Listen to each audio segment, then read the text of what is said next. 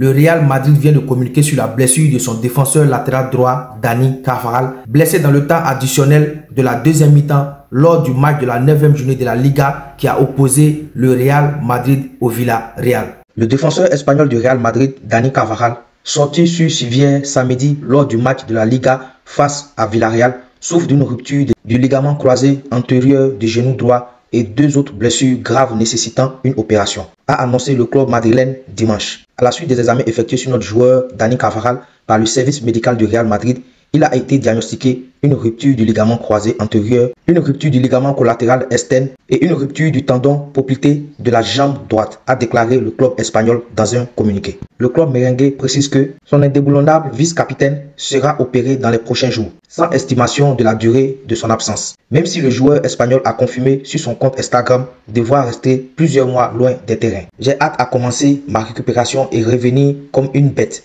Merci beaucoup pour vos messages, a également écrit Dani Carvajal dans ses publications.